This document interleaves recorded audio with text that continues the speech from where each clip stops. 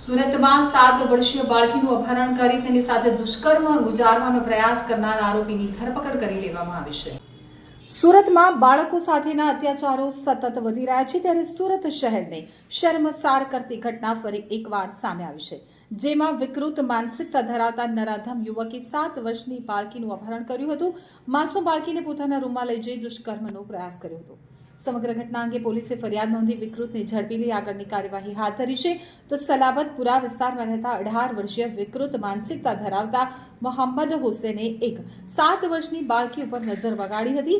બાળકી તેના ઘરની બહાર હતી ત્યારે વિકૃત મોહમ્મદ હુસેને તેને કંઈક લાલચ આપી અને અપહરણ કરી લીધું હતું। બાદમાં બાળકીને પોતાની સાથે રૂમમાં લઈ ગયો હતો, જ્યાં બાળકીના કપડાં કાઢીને વિકૃતની હદ વટાવતી હરકત કરવા લાગ્યો હતો। તો બાળકી સાથે ખરાબ વિકૃત હરકત થઈ હોવાની જાણ માતા પિતાને થઈ હતી, જેથી માતા પિતાએ પોલીસમાં ફરિયાદ નોંધાવી હતી, જેથી પોલીસે ગણતરીના સમયમાં જ 18 વર્ષીય મોહમ્મદ હુસેનની ધરપકડ કરી હતી। હાલ પોલીસે ગુનો નોંધી વધુ તપાસ હાથ ધરી છે, સાથે જ યુવકના ફોન તથા અન્ય ગુનાહિત ઇતિહાસ તપાસમાં આવી રહ્યા છે। સલાબતપુરા પોલીસ સ્ટેશન વિસ્તારમાં એક જે મકાનોની સિરીઝ છે આખી, એમાં જે એક નાની દીકરી છે એ ભોગ બની છે।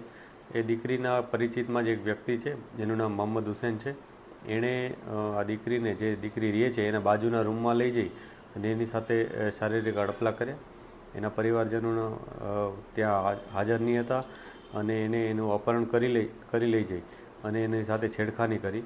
જે બાબતને લઈ અને દીકરીએ જ્યારે પોતાના પેરેન્ટ્સને આ વાત કરી ત્યારે એના પેરેન્ટ્સે આવી અને પોલીસ સ્ટેશનમાં ફરિયાદ નોંધાવી। આ ફરિયાદ અનુસંધાને પોલીસે તરત જ કાર્યવાહી કરી અને આરોપીની ધરપકડ કરી છે।